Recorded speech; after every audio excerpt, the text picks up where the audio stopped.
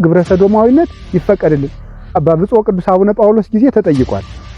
አረ ጎበዝ እጅግ በጣም ያሳዝናል። በጣም ያሳዝናል። ይሄ ደግሞ እውነታ ነው። የሰፈሩ ሰው የሚያውቀው ታሪክ ነው። የሰፈሩ ምን ሆነን ነው ያረፈ ሰው ከዚህ ዓለም በሞት የተለየ ሰው ሐዘኑ ሳይረሳ ሁለተኛ ሞት እንገለዋለን።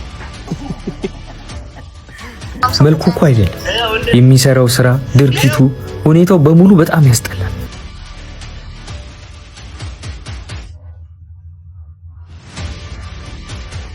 ለፌደራል ፖሊሶች ይሄ ልጅ ደግሞ ሰሩት፣ ይሄ ልጅ ሰሩት፣ እግዚአብሔር እሰሩት። በቃ ጋዜጠኛ ሶፎንያስ ጋር በተገናኘ ድርጊቱ ሆን ተብሎ ከአዲስ አበባ አዳማ ለግብረ ሰዶም ግንኙነት ሄዱ። ሰላም ጤና ይስጥልኝ ውድና የተከበራችሁ የንቁሆን ሚዲያ ቤተሰቦች እንደምን አላችሁ? እንደምስቆያችሁ? እኔ አለሁ እግዚአብሔር ይመስገን። በያላችሁበት ሰላም ክርስቶስ ይዛላችሁ። የተወደዳችሁ ውድ ቤተሰቦቻችን በድጋሚ እጅግ ሰበር በሆነ መረጃ ተመልሼ መጥቻለሁ።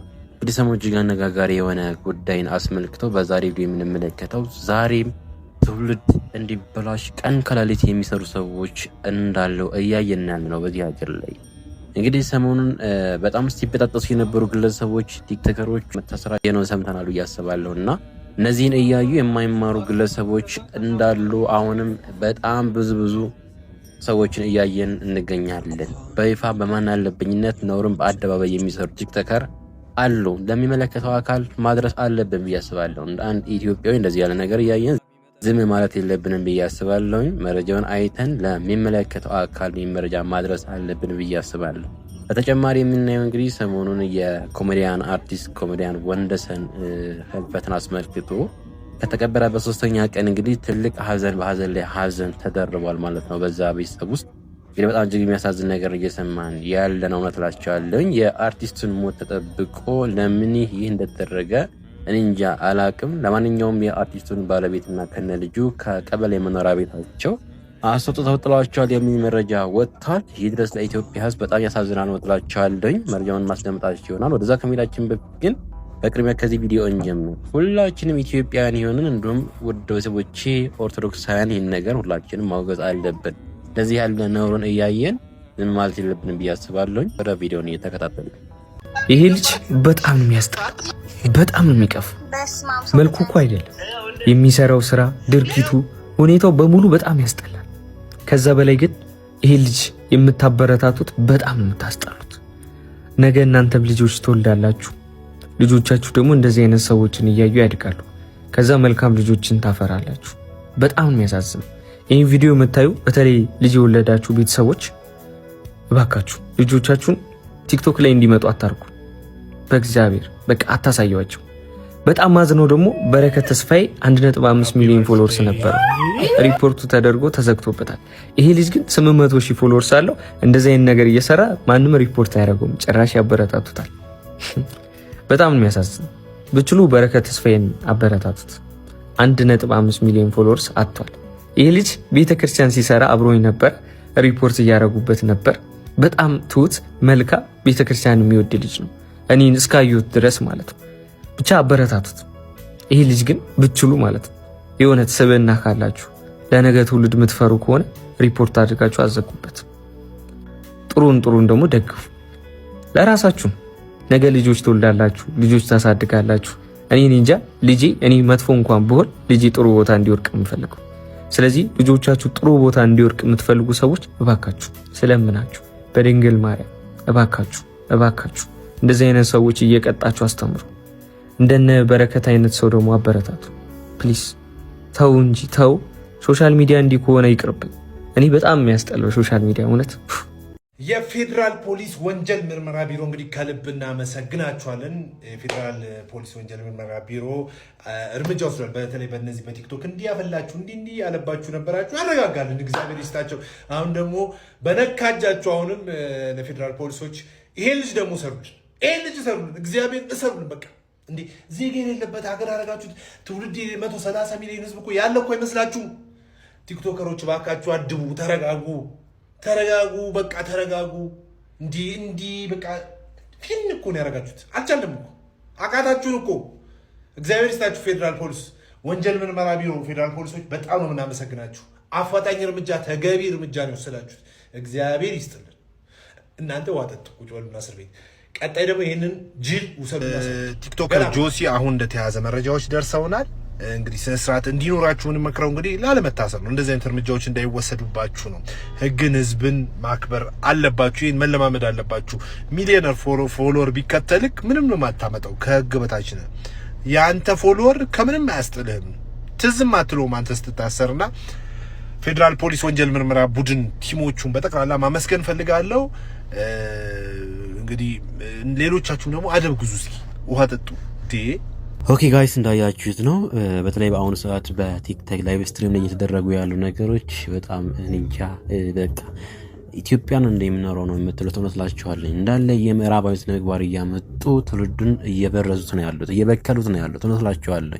ለዚህ ሁሉ ተጠያቂ ደግሞ እኛ ነን። እንደዚህ ያለ ቪዲዮዎችን ስናይ እኛ ራሳችን እያበረታታናቸው ዝም የምንላቸው ከሆነ በቃ እነሱ ትክክል የሰሩን ይመስላቸው ጥፋት የለባቸውም። ስለዚህ ይህን ቪዲዮ ለሚመለከተው አካል አድርሱልኝ ማለት እወዳለሁ። ይበቃል። ከዚህ ቀደም በሸገር ፖድካስት ላይ ቀርቦ የግለሰብ እንደው ቤተክርስቲያን አታክ ለማድረግ ቀርቦ ነበረ ከዚች ከራሱ ከልጅቱ ጋር። አሁን ከሌላ ሴት ጋር ነው እንደዚህ ግማማ የምታዩት ማለት ነው። የዚች ልጅ ለስራ ብሎ ካቀረባት በኋላ የራቁት ቪዲዮ ራሱ ይዞ ሲያስፈራራት እንደነበረና ሲያሰቃያት እንደነበረ የወጣ መረጃ አለ። ይሄን እሷ ራሷ ግለሰቧ ተጠይቀው ትችላለች በመጠይቅበት መረጃ ይዛ ማለት። ነገር ግን ይሄ እያደረገ ያለው ነገር ስነ ስርዓት አልባ ስለሆነ እየሰራ ያለው ስራ ለሚመለከተው አካላት ድረስልኝ ማለት እወዳለሁ። ግብረ ሰዶማዊነት ይፈቀድልን። በብፁዕ ቅዱስ አቡነ ጳውሎስ ጊዜ ተጠይቋል። ሰው በሚመሰገንበት ይመሰገናል፣ በሚነቀፍበት ይነቀፋል። በጊዜው የነበሩት ጠቅላይ ሚኒስትር አቶ መለስ ዜናዊም ኢትዮጵያ ይሄን አልለመደችም የሃይማኖት ሀገር ናት ብለው መልሰዋል።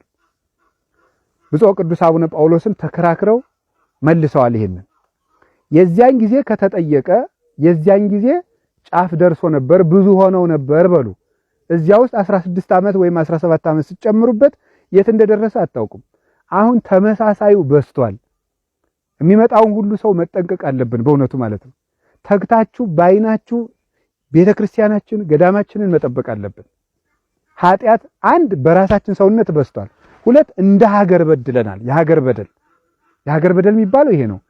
ኦኬ አባታችን እንደሰማችሁት ነው። አባታችን ርዕሰ ሊቃውንት አባ ገብረ ኪዳን ቃልዮት ያሰማልን። እንግዲህ መረጃ የሚያሳየን ምን ያክል ስር ሰደው እንዳለ ነው የሚያሳየን። በሀገራችን ላይ እንደዚህ ያለ ጥያቄ ተነሳ ማለት ዛሬ አይደለም ይሄ ነገር የተጀመረው ማለት ነው። ስለዚህ ባካችሁ እንደ ሀገር ሁላችንም እየጸለይን እንጠነቀቅ ይገባል። ደግሞ እግዚአብሔር ይሰውራል። ምን ይባላል ከዚህ ያለ ስራ። ጋዜጠኛ ሶፎንያስ ጋር በተገናኘ ድርጊቱ ሆን ተብሎ ከአዲስ አበባ አዳማ ለግብረ ሰዶም ግንኙነት ሄዷል የሚለውን በተመለከተና ይህ ድርጊት ከህግ አንጻር እንደምን ይታያል የሚለውን ለመመልከት ጠበቃና የህግ አማካሪ አያሌው ቢታኔ ነኝ። እንግዲህ ጋዜጠኛ ሶፎንያስ ጋር በተገናኘ ይህን ሀሳብ አነሳውኝ እንጂ በስፋት ኢትዮጵያ ውስጥ እየተሰራጨና እንደውም ወደ ስጋት ደረጃ ላይ እየደረሰ ያለ ብዙ ግለሰቦች ይህንን ጩኸት እያሰሙ ቢሆንም ግን ትኩረት ያልተሰጠበት ጉዳይ ስለሆነ ከህጉ አንጻር ይህንን ነገር ለመመልከት ዛሬ ተገኝቻለሁ ማለት ነው። ስለዚህ በወንጀል ህጋችን አንቀጽ 629 ላይ ማንም ሰው ከእርሱ ጋር አንድ አይነት ጾታ ካለው ከሌላ ሰው ጋር ግብረ ሰዶም ወይም ለንጽህና ክብር ወይም ለመልካም ጠባይ ተቃራኒ የሆነ ሌላ ድርጊት የፈጸመ እንደሆነ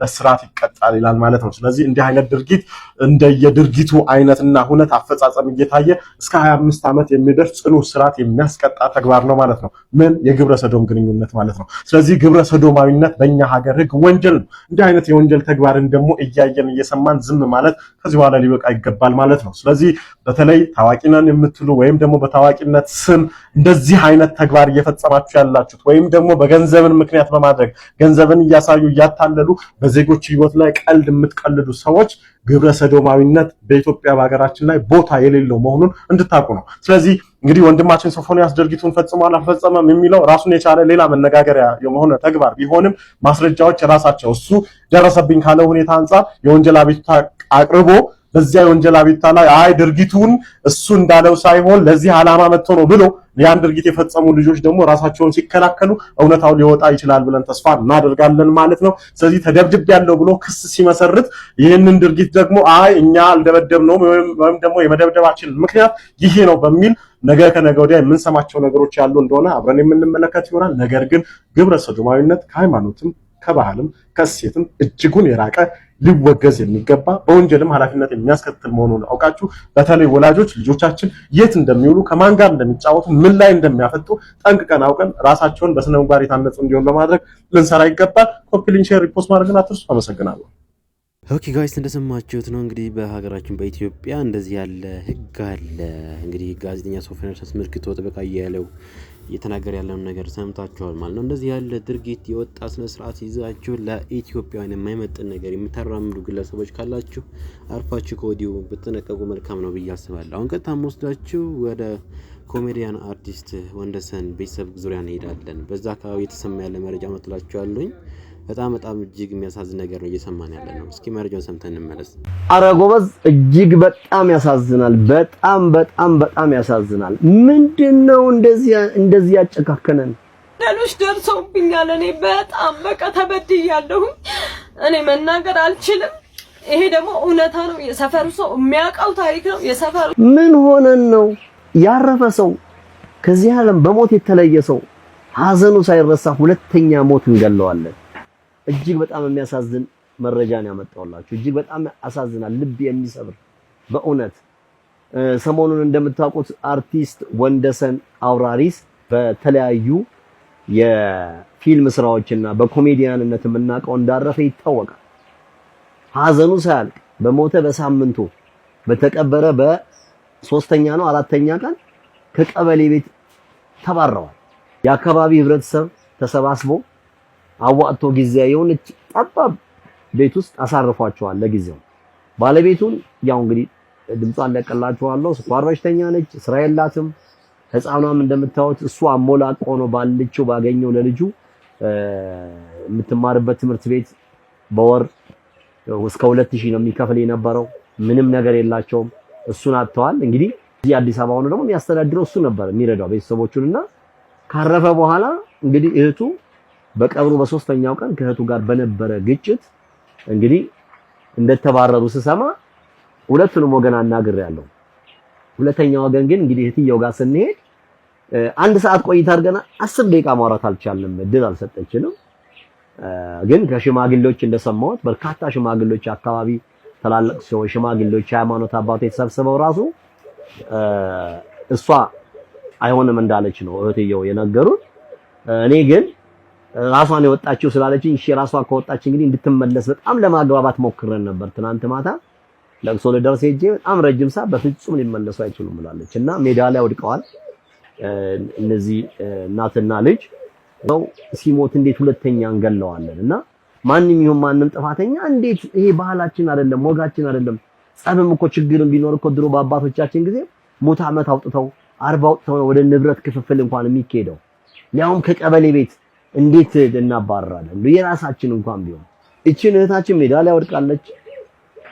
በተቻላችሁ መጠን እዚህ አካውንቷን ለጥፌላችኋለሁ፣ እርዷት ባካችሁ። እንግዲህ ልጅቷን መረዳት አለባት፣ እናትየዋን መረዳት አለበት። ይሄ ልጅ ለሀገሩ እንግዲህ ከአባይ ግድብ ጀምሮ ትልቅ አስተዋጽኦ ያደረገ በጣም ቀና በተጠራበት የሚሄድ መልካም ሰው ነውና እባካችሁ አግዙት ለማለት ነው። ግን ምንድነው ከመጡ በኋላ ወዲያው እንደመጡ ስልክ ነው ያሉት። በቃ ስልክ ተቀበሏት ነው ያሉት። የባለቤቴ ስልክ ልጄ ትንሽ ልጅ ናት፣ አባቷን ያጣችው። እኛ ሀዘን ላይ ነን። እኛ ይሄ እንትን ዕቃ ምናምን ቁሳቁስ ነገር አይደለም አሁን እንትን ያለን የጎዳን እሱን ማጣታችን ነው። እኔ መናገርም አልችልም። በጣም ከባድ ነው። አሁን ላይ ደግሞ ከቤት እንድንወጣ ተደርጓል። አንገቷን አንቄ ነው ማውጣት ነው ያለችው። ደርሰውብኛል። እኔ በጣም በቃ ተበድያለሁ። እኔ መናገር አልችልም። ይሄ ደግሞ እውነታ ነው። የሰፈሩ ሰው የሚያውቀው ታሪክ ነው። የሰፈሩ ሰው በሙሉ ያየው ሁሉም ሰው የተመለከተው ነው። የዚች ምስኪን ልጅ ጉዳይ በደንብ ሊታሰብበት ይገባል። በደንብ ማለት ነው። ማን ነው ከአሁን በኋላ ከጎኗ የሚቆመው? ማን ነው የሚያግዛት? ማን ነው የሚረዳት? ብለው ከሞተው አባቷ በላይ ለሷ እየተጨነቁ ነው። እቺ የምትመለከቷት ምስኪን ሕፃን ነፍሱን ይማርና የኮሜዲያን ወንደሰን ብቸኛ ልጁ ነች። ብቸኛ ማለት ነው። ጓደኞቹ እያሉት እንዳለው ከሆነ ከሞተው አባቷ ሌላ ማንም የላትም እያሉ ነው። እጅግ በጣም የሚወዳት በጣም የምታሳዝን የ9 ዓመት ልጅ አለችው። በጣም የምታሳዝንና ወደፊት የእሷ ሕይወት ያሳስበኛል። ገና የ9 ዓመት ልጅ ስለሆነች ነገ የሚያግዛትም ስለሌለ ድጋፍ ልጁን እንድታደርጉለት ነገ መማርም ስላለባት ሌላም ገቢ የሌለው ልጅ ስለሆነ ይህንን እንዲያደርጉላለሁ። እንዳልኳችሁ ብቸኛ የሚረዳት አባቷ ነበረ። አባቷ ሞቷል። ነፍሱን ይማርና ኮሜዲያን ወንደሰን በየቀረበባቸው ሚዲያዎች ላይ ስለ ልጁ ተናግሮ አይጠግብም ነበር። በቃ አሁን ደግሞ እንዴት ታጓጓለች መሰለህ። በስመ አብ በቃ የኔ ናት በቃ እንደ ልቤ ናት። በቃ የሆነ ተጨንቀህም ተናደህም ተደብረህም ቤትም ቢደብር ውጭ ቢደብር በሷ በቃ ፏ ነው የሚለው ተከትላለሁ። በቃ የምታወራኝ ነገሮች እንደዋቂ የምታማክረኝ ነገሮች በጣም ደስ ይለኝና በቃ ሪፍሬሽ አደርጋለሁ በህይወቴ። በቃ ምንም እዚህ ጋር ቢሊየነር በሆን ጉዳይ አይደለም። በሷ የምደሰተው ያህል በምንም አልደሰትም። የእናቴ ምትክ ናት። እንግዲህ እንደሰማችሁት ነፍሱን ይማርና ኮሜዲያን ወንደሰን ስለ ልጁ ተናግሮ የሚጠግብ አባት አልነበረም። በጣም ነበር የሚወዳት። ነገር ግን እቺ ልጅ ለሁላችንም ያደራ ልጅ መሆን አለባት ብዬ አስባለሁ። ጓደኞቹ እየተናገሩ እንዳሉት ከሆነ ምንም ነገር ጥሎላት አልሄደም። ምክንያቱም የአርት ስራ እንደምታውቁት ብዙ ጊዜ ሰው ይዝናናበታል፣ ሰው ይደሰትበታል። ነገር ግን አርቱ ላይ ያሉ ሰዎች ብዙም ለህይወታቸው የሚሆን ነገር አያገኙም ብዙ ጊዜ ማለት ነው። ስለዚህ እቺ ልጅ እንደ ጓደኞቹ ገለጻ ከሆነ የሚረዳት የሚያግዛት እሱ ብቻ ነበር። ነገር ግን እኛ ከተባበርን የዚች ልጅ ጉዳይ ለኛ ይከብዳል ብዬ አላስብም። እና ከዚች ልጅ ጋር በተገናኘ የሙያ አጋሩ የሆናችሁ ጓደኞቹ አርቲስቶች ማለት ነው ትልቁን ሮል ልትወጡ ይገባል ብዬ አስባለሁ። በእርግጥ ኃላፊነቱን ለእናንተ ብቻ ነው ያልኩ ሳይሆን እናንተ ፈርቀዳጅ ሆናችሁ ህዝቡንም ባሳተፈ መንገድ አድርገን ለዚች ልጅ ከጎኗ መቆም አለብን ብዬ አስባለሁ። ዋካችሁ ይህንን ቪዲዮ አድርሱልኝ። አመሰግናለሁ። ሃን ፊደል አያችኋት? ፍርድ ስታዛንፍ ሲጠፋባት መላ፣ ለሀብታም ቆማ ፊት ለደሃ ከኋላ፣ ደፍራ ስትሰለፍ ሼ የሚባል የላትም፣ ሀፍረት አያውቃትም። የሚገርመው እሱ አይደለም ለፈጠረው ማይመለስ የሚጫወት የሃን ሚና ሰውም አለ ጥግ ድረስ። ነብስ ይሰጣል ለሞላለት ይጨነቃል ለትርታው፣ ቀለጣለው አፍ የለውም ይደበቃል በኮሌታው። ግን እላችኋለሁ ለደሃ ከኋላ ለሀብታም ግን ከፊት የምትሰለፉ ሃን ፊደል መተኩ ሰዎች ግን እረፉ።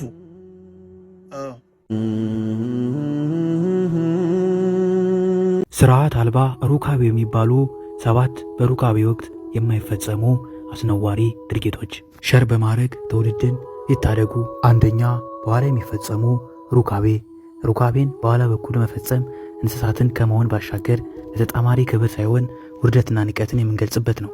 ሰው እንደ እንስሳ አድርጎ ሩካቤ መፈጸም መንፈሳዊ ስርዓት አልበኝነት ከመሆኑ ባሻገር ከእግዚአብሔር ዘንድ ቁጣን ያመጣል፣ ያልተባረከ ትውልድ ይፈጥራል። ሁለተኛ፣ በቁም የሚፈጸም ሩካቤ። እንስሳት ሩካቤ በቁም የሚፈጽሙበት ተፈጥሯቸው ተኝቶ መፈጸም ስለማያስችላቸው ነው። በመጽሐፍ ቅዱስ ሩካቤ በቁም ስለመፈጸም የተጻፈ ቦታ የለም። ይህ ስርዓት አልባ ወረርሽኝ ምዕራባውያን እንደ ሸቀጥ በየፊልሙና በማህበራዊ ድረገጽ እያስተማሩት ከተፈጥሮ እንድናፈነግጥ ያደረጉት ነው። የሰውና የእንስሳት ሩካቤ ስርዓት በውልደታችን ብናይ መልካም ነው።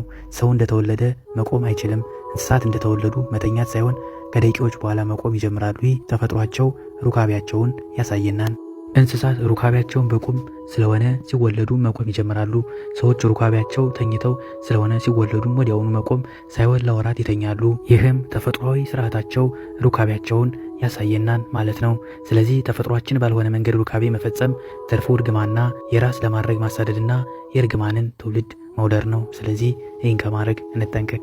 ሶስተኛ፣ በአፍ የሚፈጸም ሩካቤ። ይህ መንፈሳዊ ሰው ብቻ ሳይሆን ሰው ለተባለ በሙሉ ጸያፍ ተግባር ነው። በጌታችን በኢየሱስ ክርስቶስ ቅዱስ ሥጋና ክቡር ደሙን የከበረ አፍ ጸያፍ ተግባር መፈጸሚያ መሆን የለበትም። ይህ ጸያፍ ተግባር ከሃይማኖት ብቻ ሳይሆን ከባህልና ከትውፊት አንጻር አስነዋሪ ተግባር ነው። በተኛ በእጅ የሚፈጸም ሩካቤ። ይህ ግለ ወሲብ ከልጅነት እስከ ወጣትነት ባለ ዕድሜ ውስጥ የሚጠናወት አስከፊ ተግባር ነው። ልዩ ልክፍትም ነው። ምክንያቱም ግለ ወሲብ ወንዶችም ሴቶችም ከለመዱት በቀላሉ ለመላቀቅ ይቸገራሉ። መንፈሳዊንን የሚሉትም በዚህ ችግር ክፉኛ ይጠቃሉ። ይህ ድርጊት እግዚአብሔርን በኪነ ጥበቡ ካላስተወን በስተቀር ለመተው አስቸጋሪ ነው። አንዳንዱማ በምክር በንስሐ በጸበል መተው ይቸገራል። ድርጊቱም እንደ ኮሶ ሲጠባ ግራ የሚያጋባ ሕይወት ውስጥ ይከተና። ሌሎች ችግር ግን ለወሲብ በእጅ መፈጸሙ የጀመረ ሰው ምናልባት ትቶ ወደ ትዳር ዓለም ውስጥ ሲገባ ትልቅ ችግር ይገጥመዋል። ይህ ሩካቤ ለምዶ ተፈጥሯዊ በሆነ ሕጋዊ ሩካቤ እምብዛም ላያስደስተውም ይችላል። የግለ ወሲብ አንዱ ችግር ዘር ያላግባቡ ያለቦታው በማፍሰስ በኃጢአት ላይ ኃጢአት መጨመር ነው።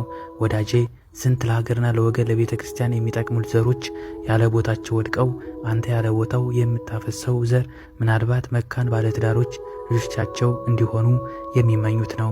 ስለዚህ ይህን ከማድረግ በምንችለው አቅም እንጠንቀቅ። አምስተኛ፣ ልቀ ወሲብ።